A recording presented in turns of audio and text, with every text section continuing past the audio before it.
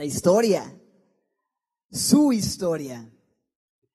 En Semilla no dejamos pasar un año sin aprovechar la temporada para hablar de esa maravillosa y cautivante verdad que es el nacimiento de la vida, la natividad, Navidad.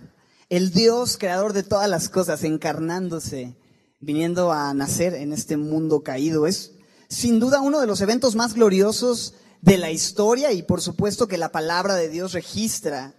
Y yo me quiero hoy dedicar a observar la historia bíblica, no solamente del nacimiento de Jesús, porque la historia de Cristo no empieza en Belén, empieza mucho antes, desde la eternidad. Y toda la historia bíblica, desde Génesis hasta Apocalipsis, es su historia. Ahora que cuando digo historia, no pienses como casi la historia, como que el cuento, como que la leyenda, ¿no? Como la bonita, la linda historia. Estoy hablándote de historia en el sentido de historia histórica, pues, historia histórica, ¿no? O sea, esto sucedió, son hechos y acontecimientos reales, registrados, históricos. La Biblia contiene la historia verdadera de la humanidad de principio y hasta el futuro, desde la eternidad y hasta la eternidad. Toda la escritura es inspirada por Dios, es la revelación de Dios al hombre acerca de su propósito, de su plan completo. Dios ha revelado quién es, para qué existimos, quiénes somos, a dónde vamos. Está revelado, no tenemos que suponer a partir de leyendas o mitos o cualquier otra cosa, suposiciones. La Biblia habla la verdad, quiénes somos, de dónde venimos, quién es Él, cuál es el propósito que Él tiene para la humanidad. Y si hablamos de la historia, entonces, pues toda historia tiene su comienzo en el principio, ¿no? En el principio. Y la Biblia tiene dos textos que mencionan justo esa frase, en el principio. ¿A qué te suena de entrada? Pues a Génesis 1:1, ¿verdad? En el principio. Dice Génesis 1:1 que en el principio, si quieres abrir tu Biblia en Génesis 1:1, voy a estar, como te dije, hablando de la historia casi de pasta a pasta, al menos desde la creación hasta la ascensión. No me va a dar tiempo de ir leyendo los versículos, pero voy a contarte la historia y en la pantalla van a estar apareciendo algunas de las citas que muestran que lo que estoy diciendo no es algo que se me ocurrió, sino que está contenido en la historia bíblica, en la palabra de Dios. Simplemente ahí en el verso 1 comienza en el principio, esta historia comienza en el principio, cuando dice, creó Dios los cielos y la tierra. La historia comienza y la Biblia comienza en un punto estable de inicio de todas las cosas. Dios creando los cielos y la tierra, Dios creando el espacio y la materia. Y todo el capítulo 1 registra el relato de la creación del día, de la noche, del tiempo, de las grandes lumbreras, de las plantas, animales, tanto marítimos como terrestres, y por supuesto la creación del ser humano. Pero antes de que todas las cosas fueran creadas, espacio, tiempo, materia, todo lo que hay en el mundo, incluso el ser humano, la Biblia dice que Dios ya existía desde antes de la creación, porque en el principio creó Dios los cielos y la tierra. Esto quiere decir que Dios estaba ahí desde antes. Ahora es muy interesante porque la palabra Dios en Génesis 1:1 es la palabra Elohim, que es una forma plural en el hebreo. Y habla de cómo Dios, aunque ciertamente Dios es uno, la palabra está en plural porque la Biblia muestra que Dios es tres. O sea, ¿cómo? ¿Dios es uno o es tres? La respuesta es sí. Seguimos respondiendo así la Biblia, ¿verdad? Dios es uno, pero también es Padre, Hijo y Espíritu Santo. Hay tres manifestaciones de la misma esencia de Dios. Dios Padre, Dios Hijo, no solo el Hijo de Dios, sino Dios el Hijo. No solo el Espíritu de Dios, sino Dios el Espíritu. Y es interesante porque en el 1:26 de Génesis dijo Dios, hagamos al hombre a nuestra semejanza, a nuestra imagen, conforme a nuestra semejanza. Hagamos a nuestra. ¿Quién? ¿Con quién está hablando Dios? Pues Dios está hablando con el Hijo, con el Espíritu Santo. Estos tres son uno y el mismo Dios verdadero. Dios es un Padre eterno, y un Padre eterno solamente es Padre eterno si ha sido Padre desde siempre, y lo va a ser para siempre, si tiene un hijo eterno. Este hijo eterno es Jesucristo. En Juan 1:1 aparece este otro principio del que te hablaba. Te dije que había dos principios en la Biblia. Génesis 1:1, pero también Juan 1:1, donde Juan habla de cómo en el principio era el Verbo, y el Verbo era con Dios, y el Verbo era Dios. Este era en el principio con Dios. Todas las cosas por Él fueron hechas, y sin Él nada de lo que ha sido hecho fue hecho. Está hablando de el Verbo que es Jesús. Jesús es el Verbo de Dios, la esencia misma de Dios, la persona de Dios, Dios el Hijo. Dice, en el principio era, y era con Dios, y era Dios. Y dice que todas las cosas fueron creadas por Él. Jesús es co-creador junto con el Padre. Y en Juan 17:24 se nos muestra cómo es que el Hijo y el Padre ya tenían una relación de amor desde la eternidad. Dice, me has amado, está Jesús orando al Padre, ¿me has amado desde cuándo? Antes de la fundación del mundo. Así que en Génesis 1 nos encontramos con Dios creando todas las cosas. En el 1:2 habla de cómo el Espíritu de Dios se movía sobre la faz del agua, de las aguas. ¿Te fijas? El Espíritu de Dios, el Verbo que era desde el principio y Dios el Padre. Estos tres son uno. Por eso Dios en Génesis 1:1 es plural. ¿Vamos bien hasta ahí? ¿Ok? Ahora, algo sucede. Por supuesto, en capítulos 1 y 2 vemos cómo Dios crea al hombre, Dios crea a la mujer y les permite vivir en un hermoso huerto. Les da el regalo de tener una vida perfecta, vivir en una comunión perfecta con Él. Todo era perfección, todo era plenitud en ese huerto, en el diseño original de Dios, pero eso no duró mucho tiempo. Ya para el capítulo 3 nos encontramos con Adán y Eva llenos de vergüenza, llenos de confusión y condenación. ¿Qué sucedió?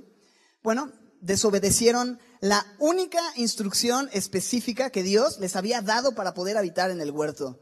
Dios mandó al hombre diciéndole que podía comer de todo árbol del huerto, árboles que eran deliciosos a la vista y buenos para comer. Pero del árbol de la ciencia del bien y del mal, Dios le dijo, no comerás porque el día que de él comieres, ¿qué dice? Ciertamente morirás.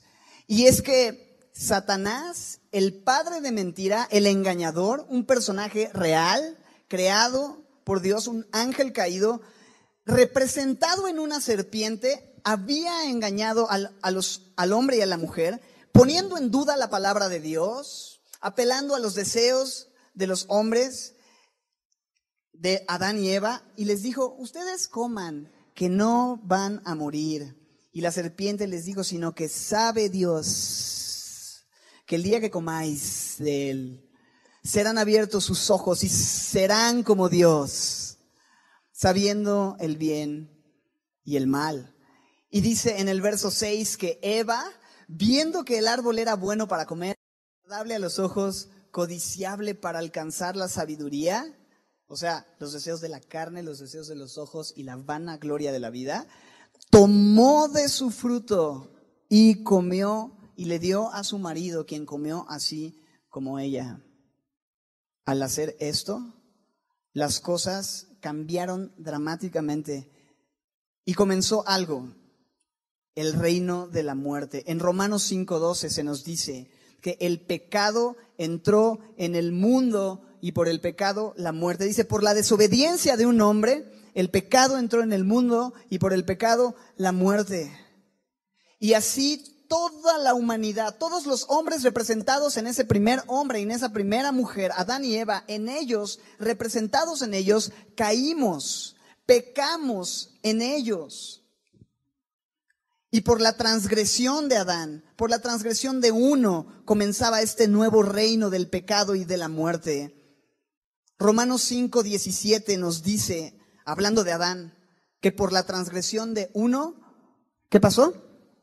Reinó la muerte. En Romanos 5:19 nos dice que por la desobediencia de uno, ¿qué sucedió? Los muchos fueron constituidos pecadores. En Romanos 5:21 se nos dice que el pecado reinó para muerte. Y así sucedió. Desde la caída comenzó la maldición, comenzó el reino del pecado. La serpiente había logrado lo que quería. el reino del pecado, el reino de la muerte desde entonces, y todo parecía estar perdido. Pero cuando todo parecía estar perdido, Dios aparece en la escena. En su anticipado conocimiento, Él ya sabía lo que iba a pasar. Él ya tenía previsto un plan. Y por supuesto, su enorme misericordia se deja ver. Y después de hacerle algunas preguntas a Adán y Eva, guiándolos amorosamente a la confesión de su desobediencia, les da una promesa.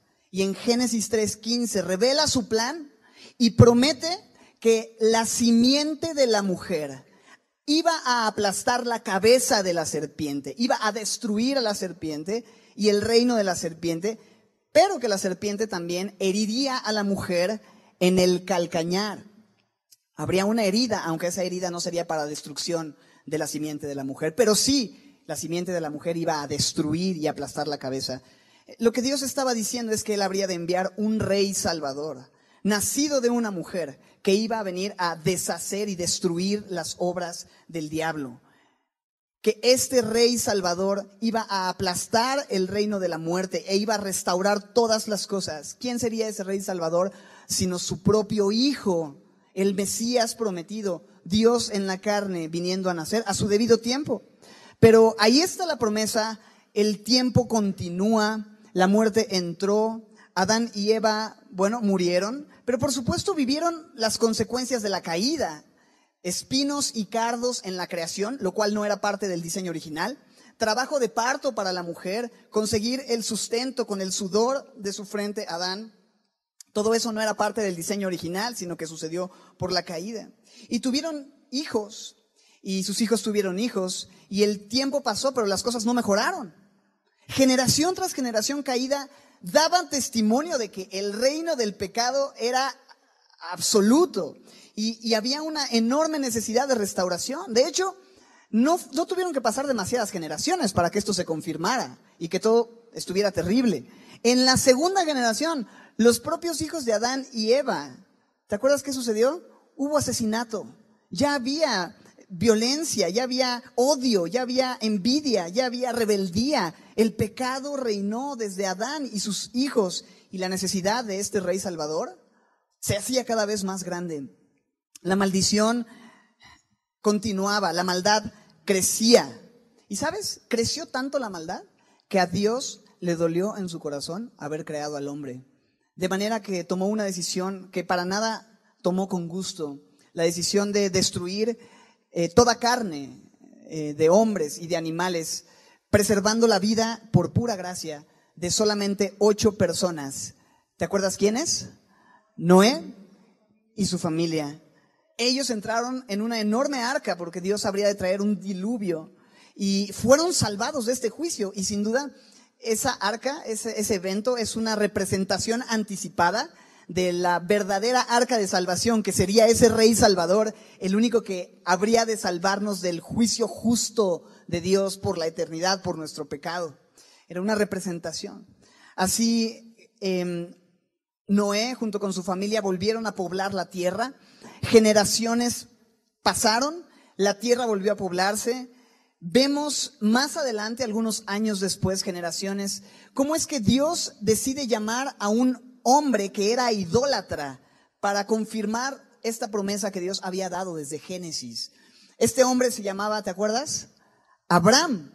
Vivía en una ciudad idólatra y él y su esposa por pura gracia reciben la promesa de que en su simiente serían bendecidas todas las naciones de la tierra. En otras palabras, ellos serían el matrimonio escogido para ser los patriarcas por medio de cuya simiente Dios traería a este rey salvador. Solo había un detalle. Abraham, su nombre significaba padre exaltado, pero Abraham no podía tener hijos. Ya eran de edad avanzada y ellos no tenían hijos.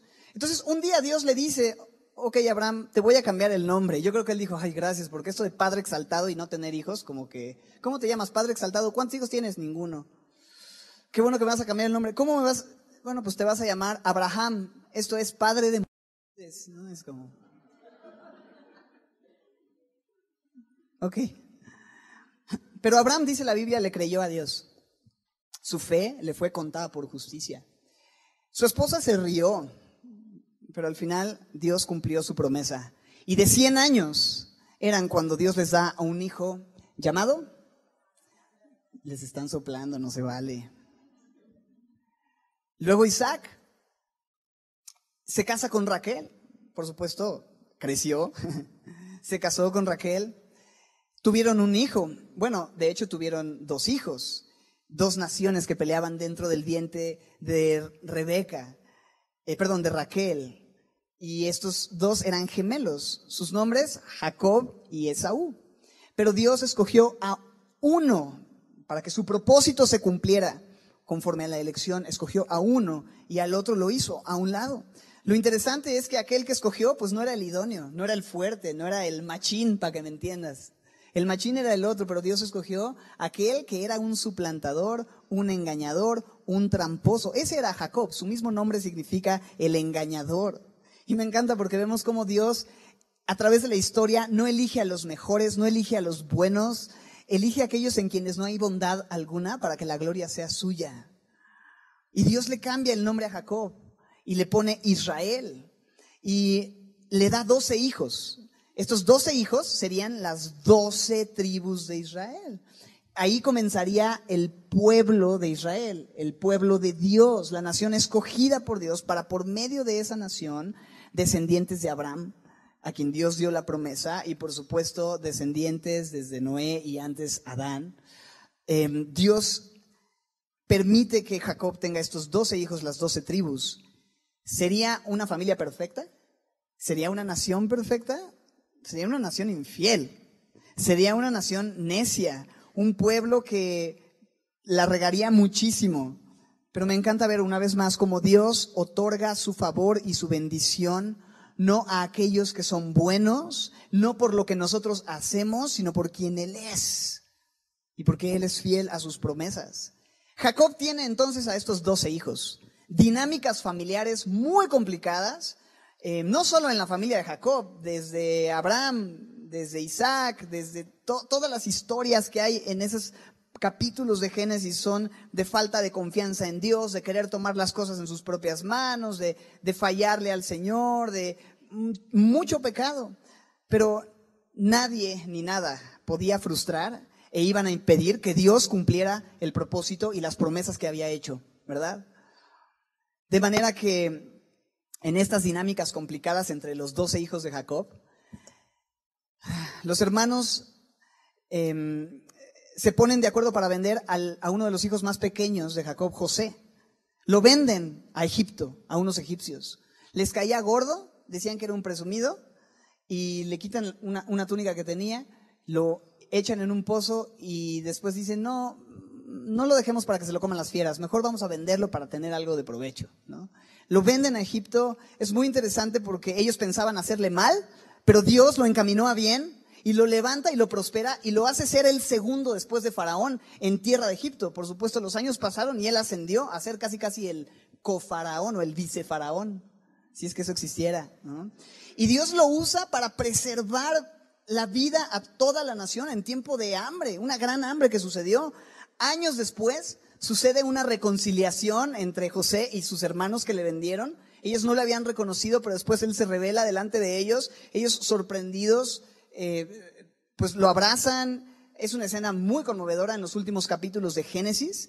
Y ellos se van a vivir a Egipto, donde por 430 años la familia crece de 12 hijos a un número de personas exagerado, tan exagerado que los egipcios empiezan a tener miedo de que los israelitas, por ser un número tan grande, los despojaran o se rebelaran, y deciden subyugarlos y tratarlos como esclavos muchos años después. En ese tiempo, en esta condición tan difícil en Egipto, el pueblo de Israel, de la nación de Israel, porque ya era una nación, Dios levanta a un libertador para sacar al pueblo de esa esclavitud. ¿Recuerdas su nombre? Moisés. Y por medio de milagros y grandes señales, entre ellos, ¿recuerdas? Abrir el mar rojo para que el ejército, para que el pueblo de Israel pasara en seco y el ejército se ahogara. bueno, fueron libertados y empiezan esta jornada con Moisés, de mano de Moisés, hacia la, ¿te acuerdas? Tierra prometida. Una tierra que Dios prometió darles. Camino de esa jornada es que Dios usa a Moisés para dar su ley y sus mandamientos. Y le hace venir a este monte llamado el monte de Sinaí, en donde Dios le dicta sus mandamientos y su ley. Esos mandamientos que mostraban el carácter de Dios, la perfección que Dios requiere y esto que Dios quería para su pueblo. Pero por supuesto, esencialmente esos mandamientos iban a mostrar la incapacidad en el pueblo de Israel, porque somos pecadores, porque el pecado entró y así el pecado fue también transmitido de generación en generación y no podía el pueblo de Israel y nadie puede cumplir con esas demandas que Dios dio desde el Sinaí. La ley tenía como propósito, lo que Dios dictó tenía como propósito recordarles su necesidad de un rey y salvador, mostrarles que ellos no podían cumplir con todo eso. Y es interesante porque incluso en el momento en el que Moisés está arriba recibiendo la ley, el pueblo está abajo haciendo ¿qué?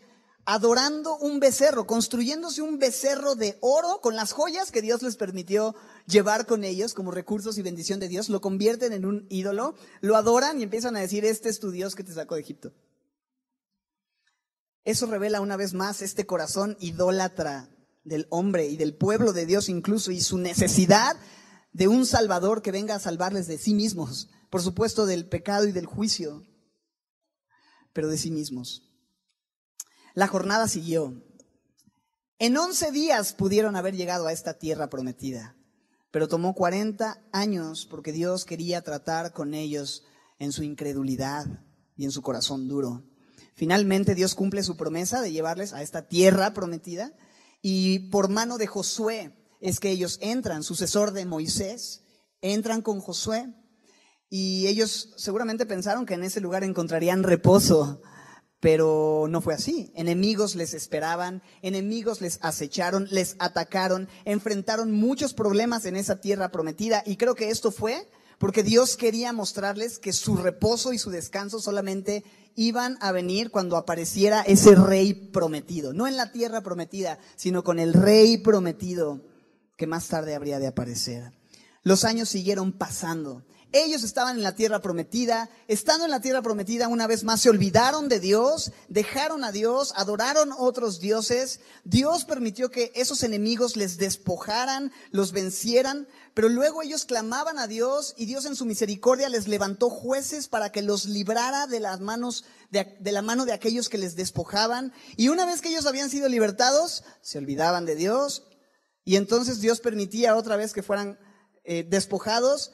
Eso hacía que ellos clamaran a Dios, Dios respondía, pero una vez estando libertados, ¿qué hacían? Se olvidaban de Dios y otra vez Dios tenía que enviar naciones para traer su juicio. Ellos clamaban a Dios y ¿qué sucedía? Dios les respondía, pero ellos, y así, bueno, podría estar en ese círculo como por los próximos 45 minutos.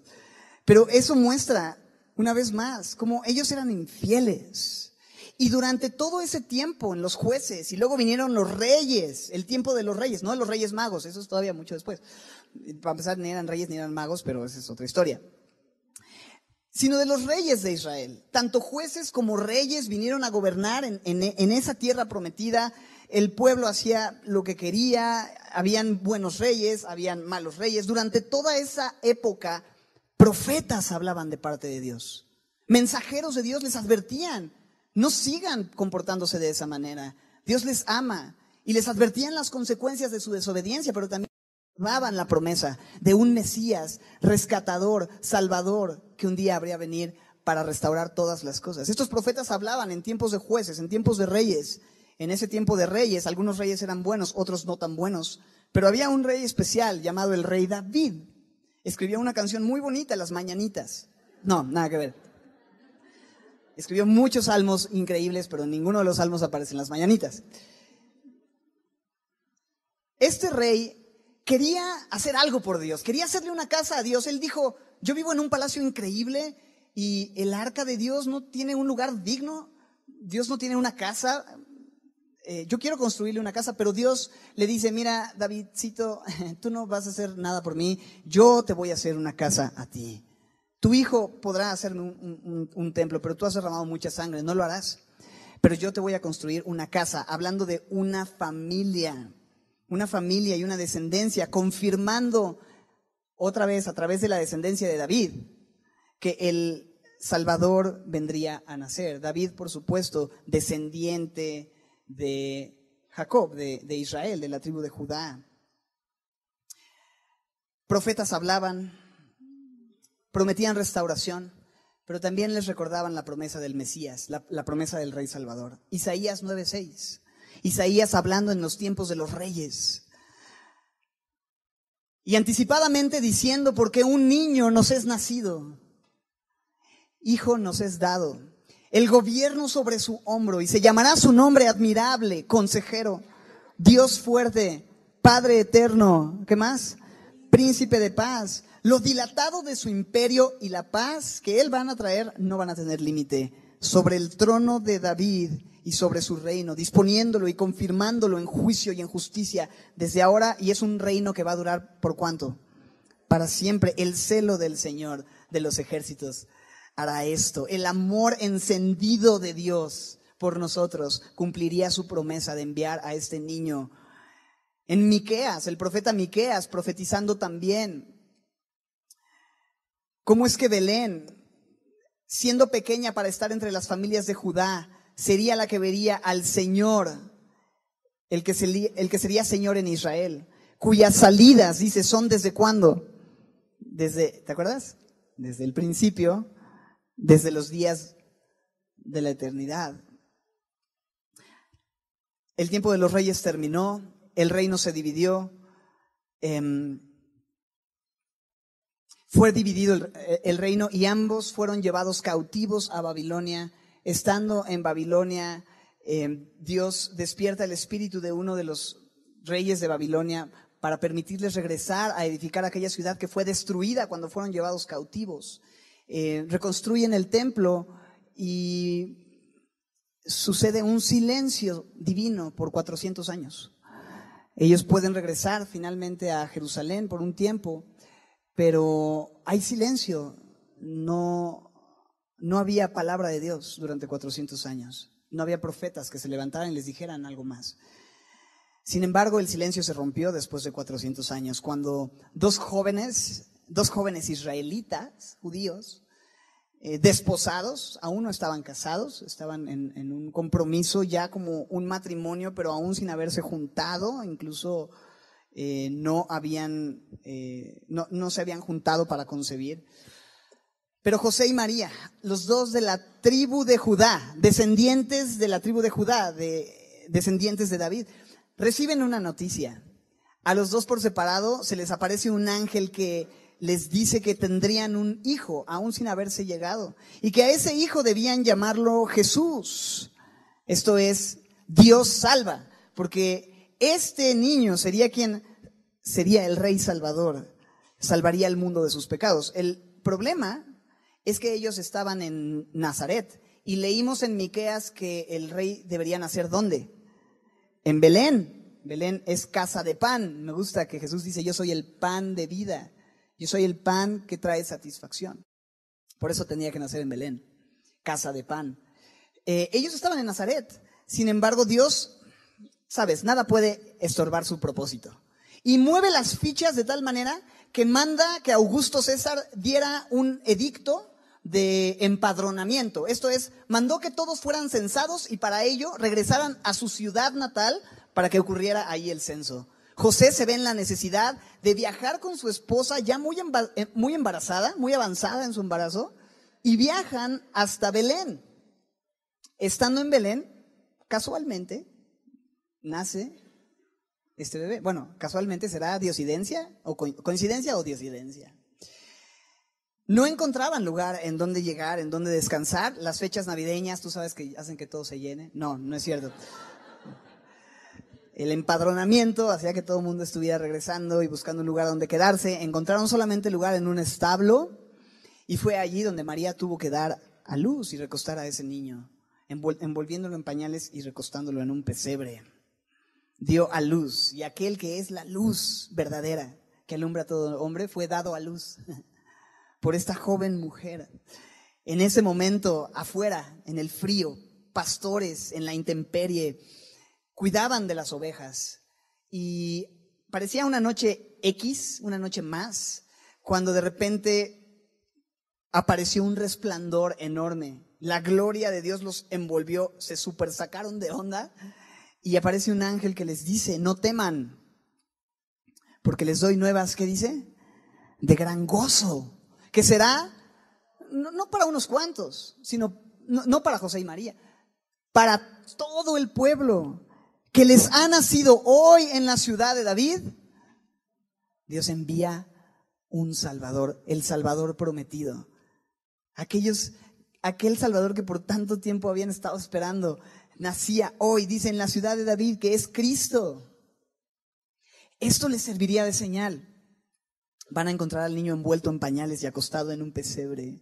Y repentinamente apareció con el ángel una multitud. Estaba este ángel dando el mensaje y de repente ¡fum! Se abrió el telón y el primer concierto navideño, ¿no? De villancicos celestiales. La gran multitud de ángeles, los pastorcitos así de wow. Y no pagamos cover, ¿no? Esto es tremendo. Pero es maravilloso porque ese mensaje tan glorioso, ángeles ensayando la pastorela, no fue pastorela, el concierto por siglos, ensayando el momento de la revelación.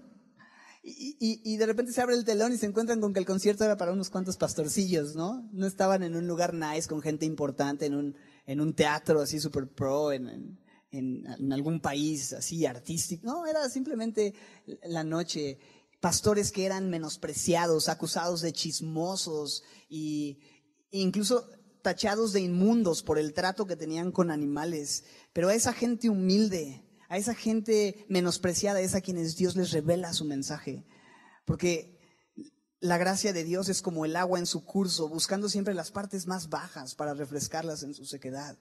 Y estos pastorcillos vieron esto, se sorprendieron, escucharon estas noticias. Y los ángeles cantaban, gloria a Dios, una multitud de huestes que alababan a Dios y decían, gloria a Dios en las alturas y en la tierra, paz, finalmente paz, paz. Esto significa unir dos cosas que están separadas. El hombre y Dios por el pecado habían estado separados por siglos, pero Dios envía a su Hijo para traer paz. Jesús es el príncipe de paz, buena voluntad para con los hombres. No dice paz para los hombres de buena voluntad. No hay ningún hombre de buena voluntad. Todos somos malos y lo hemos visto en el corazón de los hombres desde Adán y hasta que termina el antiguo pacto, y aún en nuestras propias vidas. Solamente hay un Dios de buena voluntad. Hay un Dios que es bueno. Hay un maestro bueno. Ese es Jesús. Buena voluntad para con los hombres, Dios dispuesto a perdonarte, Dios dispuesto a restaurarlo todo. Estos pastores están emocionados con el mensaje que acaban de escuchar. Vienen apresuradamente. Esto es la historia, recuerda, esto no es una fábula, no es un cuento, no es que se me ocurrió en base al nacimiento que vi puesto en Mundo E. Es real, esta es la historia de la humanidad, incluye esto. Estos hombres fueron apresuradamente y encontraron a María y a José y encontraron al niño acostado en un pesebre. Imagínate, llegas y ves a ese niño y ese niño no es un niño más. Es el Rey Salvador prometido por siglos. Había nacido de una mujer, Dios cumplió sus promesas. El que aplastaría la cabeza de la serpiente estaba ahí recostado. Capaz de dar descanso al pueblo de Dios. La eternidad invadiendo el tiempo y el espacio. Aquel Dios poderoso que disfrutaba la adoración de ángeles en la eternidad, ahora estaba vulnerable, acostado en un pesebre y era adorado por humildes pastorcillos. El Creador manifestado como criatura. El Eterno hecho un hombre del tiempo y del espacio. El sustentador del universo, el sustentador de ángeles, sustentado en brazos de una madre, de una mujer, de una joven casi adolescente. El consolador de los afligidos, llorando como un niño cuando necesita el cuidado de su madre. Aquel que da alimento a toda criatura necesita ser alimentado. aquel que nunca duerme porque cuida siempre de su pueblo, dormido, envuelto en pañales y acostado en un pesebre. Aquel que es fuerte, el más fuerte, siente la debilidad y el cansancio del hombre. Y muchos hombres han tratado de hacerse dioses, pero solo Dios se hizo hombre y habitó entre nosotros, dice Juan, y vimos su gloria, gloria como del unigénito del Padre, lleno de gracia y de verdad. La vida era la luz de los hombres, aquella luz verdadera. Verso 9, que alumbra a todo hombre. ¿Qué dice? Venía, aquella luz verdadera. Hay muchas otras luces falsas, pero aquella luz verdadera que alumbra a todo hombre venía a este mundo. En el mundo estaba y el mundo por él fue hecho. Imagínate, el creador del mundo en un pesebre. Y aquel verbo fue hecho carne y habitó entre nosotros. Y dice en el verso 16, porque de su plenitud tomamos todos, y gracia sobre gracia. A Dios nadie le vio jamás. El unigénito Hijo que está en el seno del Padre. ¿Qué dice? Él le ha dado a conocer. Él vino para darnos a conocer la persona de Dios. Uno de sus discípulos le dijo, muéstranos al Padre y nos basta. Jesús respondió, hace tanto tiempo que estoy contigo y tú me dices, muéstranos al Padre. El que me ha visto a mí, ha visto al Padre. Él es la única y suficiente y gloriosa manifestación de Dios en la carne. No hay nadie más. Pero vino y nació. Y no quedó como un bebé, porque nos encanta tenerlo ahí en el nacimiento nomás, y a veces pues hasta lo mecen, y cuando en realidad no quedó siendo un bebé, creció. Vivió una vida excepcional y ganó gracia delante de Dios, delante de los hombres. Sus seguidores venían a él, aunque tenían una idea equivocada, pensando que venía a traer paz política, libertad política, pero él no venía a eso. Él caminó amando, sirviendo persona por persona. Y sí, instaurando su reino, pero corazón por corazón, porque su reino no era de este mundo. Él vino para mostrarnos el carácter del Padre, dando buenas nuevas a los pobres, sanando a los quebrantados, anunciando libertad a los cautivos, dando vista a los ciegos, poniendo en libertad a los oprimidos. Y vino a esto, pero el propósito de su vida no solamente fue hacer milagros como caminar sobre el mar, decir a la tormenta calla, enmudece y calmar la tempestad en un segundo y con su palabra, alimentar a miles con solamente 5 panes y 2 peces, levantar muertos, sanar ciegos, sordomudos, leprosos, paralíticos, brutos, ciegos, sordomudos, torpes. No, es nada que ver, mal chiste. La razón no solamente fue hacer esto glorioso, sino él vino con una misión específica y su misión era morir. Desde su nacimiento él ya tenía una sentencia de muerte en su propio cuerpo, en su vida. De hecho, ¿te acuerdas? Los sabios de Oriente, como 2 años después de su nacimiento, vienen y le traen regalos. Oro, porque él era un rey y a un rey se le daba oro. Incienso, el incienso relacionado siempre con el ministerio de un sacerdote, que era quien intercedía por el pueblo delante de Dios. Él es el gran sumo sacerdote y el único intermediario entre Dios y los hombres, por eso el incienso.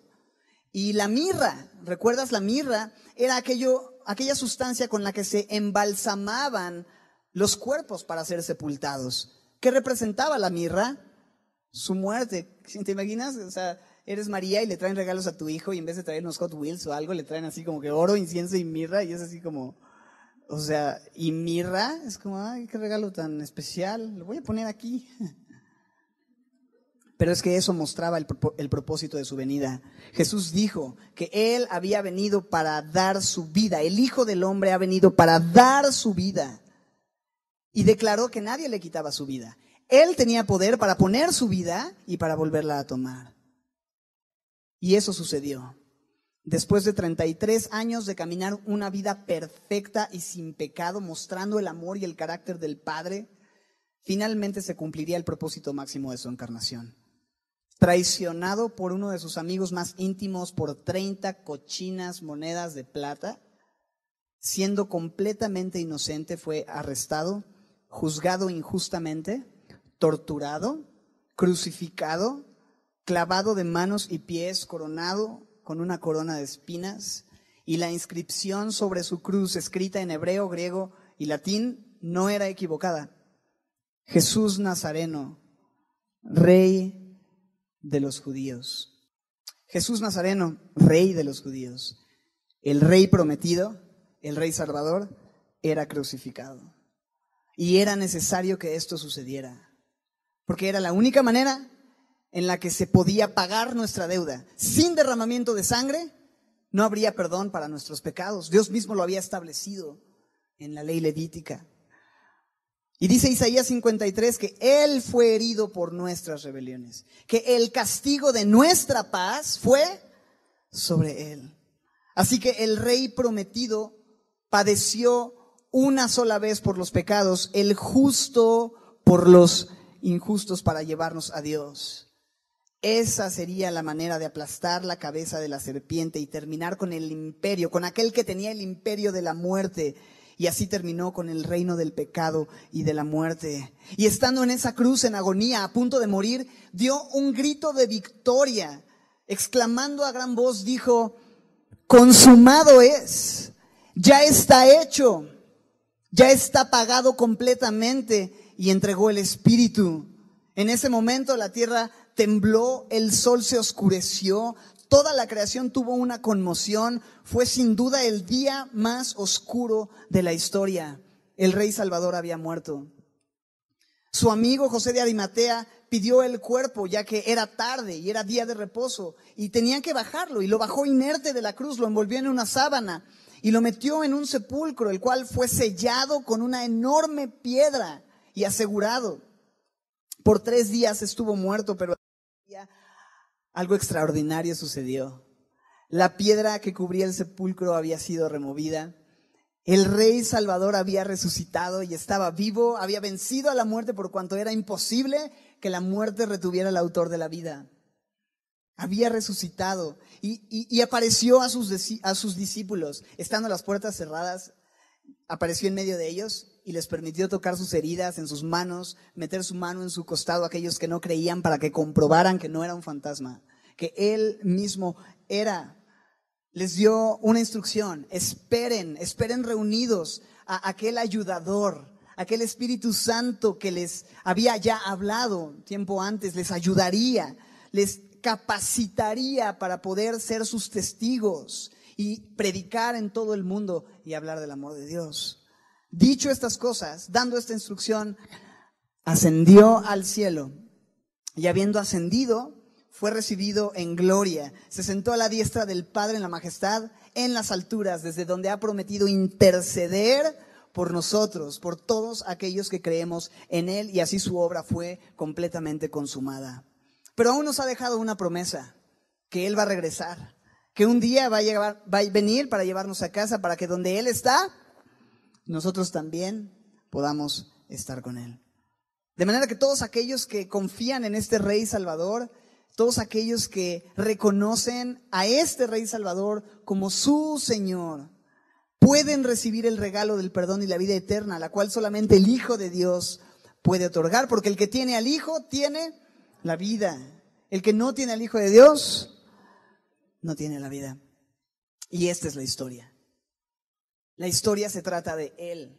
Su nacimiento es maravilloso porque implica que Dios es fiel a sus promesas, que Dios cumple lo que promete, que nada puede frustrar sus planes, ni nuestro pecado, ni Satanás, ni nadie. Y Él va a cumplir su propósito de reconciliar todas las cosas en Cristo Jesús para su gloria, por cuanto todo es de Él, por Él y para Él. Esta es la verdad, esta es la historia. Esta es nuestra historia. Y sí, se sigue escribiendo, pero ya está escrito lo que va a suceder al final de los tiempos. Un día habrá un juicio, y todos aquellos que han confiado en Cristo Jesús como su Señor y Salvador y han creído en este Jesucristo bíblico, histórico, entonces podrán ser justificados, podrán ser perdonados podrán recibir el regalo de la vida eterna. Pero aquellos que rechazan a este Jesús, escogiendo antes cualquier otra cosa, cualquier otra religión, filosofía, creencia, que no es el único camino que Dios estableció para que pudiéramos llegar al Padre, entonces serán condenados. Y Dios no quiere que nadie se pierda, sino que todos obren al arrepentimiento, de creer en cualquier otra cosa a creer en el único Dios verdadero, de entender que solamente en Cristo hay salvación, perdón y vida eterna. El Verbo se hizo carne, resplandeció en las tinieblas. Y sabes, Él vino. Estamos estudiando 1 de Juan 3, ¿verdad? Esa fue la introducción. Ahora sí, abre tu Biblia en 1 de Juan 3. Literalmente, versículo 5. ¿En serio? Es en serio. Porque ahí nos dice la Biblia, porque para esto, saben ustedes que para esto apareció el Hijo de Dios. ¿Para qué? Para quitar nuestros pecados, y no hay pecado en Él, como ya lo vimos. Él apareció para quitar nuestros pecados. ¿Y sabes qué? Es evidente que en la historia de la humanidad ha habido pecado, pero quizá en la historia de tu propia vida ha habido pecado. ¿Y pecado qué es? No considerar a Dios, vivir una vida para mí. Y el pecado se puede manifestar de muchas maneras. Pero quizá tú te identificas con Adán y Eva en la desobediencia, en la vergüenza, en la confusión. O te identificas con Abraham en la idolatría. O con Jacob en ser un engañador. O con David en querer tú hacer algo por Dios. O con el pueblo de Israel haciendo lo que bien te parece. O con el pueblo de Dios a través de la historia, siendo infiel constantemente a pesar de su amor. Con José y María, sin entender lo que está pasando. Con los pastorcillos, siendo menospreciado y atendiendo una noche más tus asuntos, sin mucha esperanza y en la cotidianeidad de la vida. Como sus seguidores, no entiendes, pues ¿a qué vino Jesús? ¿Quién es Jesús? ¿De qué se trata? Con quien sea que te identifiques, déjame decirte algo. Él apareció para quitar tus pecados. Él es el Cordero de Dios que quita el pecado del mundo. Y con su sangre puede hacerte libre y limpiar toda tu incredulidad, mentira, avaricia, lujuria, engaño, lo que sea, desobediencia. Él vino para limpiarte, para deshacer. Dice también 1 de Juan 3, ahora en el verso 8. Nuestro texto verso a verso en esta mañana. Y sabéis que Él apareció, para esto dice, apareció el Hijo de Dios. ¿Para qué? Para deshacer las obras del diablo. El diablo ha hecho estas obras desde el principio, engañando y buscando destruir. ¿Qué es lo que dice Juan 10:10? El ladrón, el enemigo, el diablo, el engañador, ¿vino para qué? Robar, matar y destruir. Pero Jesús vino para deshacer las obras del diablo. Y si el diablo vino para robar, Jesús vino para devolverte lo que perdiste, lo que te fue robado y lo que nos fue robado en el Edén. El poder tener nuevamente esta relación con Dios y aún darnos más que eso, una relación ahora de hijos adoptados con Él. Y si el enemigo vino a matar, Jesús vino para darnos ¿qué? Vida y vida en abundancia. Y si el enemigo vino para destruir, Jesucristo vino para edificar y para restaurar todo aquello que el pecado destruyó en tu vida. Esta es la obra de Cristo. Para esto apareció el Hijo de Dios, para cambiar tu historia. ¿Sabes algo? Jesús apareció en la historia. Ha estado ahí durante toda la historia, pero apareció en la historia y la partió en dos. La pregunta es, ¿ha aparecido en tu historia y la ha partido en dos? ¿Lo has dejado que parta tu historia? Para esto apareció, para quitar todo tu pecado, para acabar con las obras del enemigo en tu vida y para darte salvación. Te ha nacido un Salvador el día de hoy. ¿Qué vas a hacer con ese Salvador? Porque si bien puedes rechazarlo, pero el deseo de Dios es que vengas en fe a reconocer que ese Mesías prometido, ese Rey Salvador, es tu Salvador, porque tú lo necesitas. Reconoce tu necesidad, recibe la gracia, el perdón, la salvación que Dios tiene para ti y entrégale hoy tu vida a Cristo. Esto va a traer gran gozo, son noticias de gran gozo. Y quizá estos tiempos no son tiempos de gozo porque en estas fechas recuerdas algo triste que sucedió, o recientemente perdiste algún familiar, o estás pasando por alguna adversidad, y mientras todos están felices celebrando, tú estás como que deprimido y llorando. Lo único que te puede dar gozo permanente es saber que te ha nacido en la ciudad de David este Salvador, que vino para quitar tu pecado y deshacer las obras del diablo en tu vida. Este es el mensaje, esta es la historia.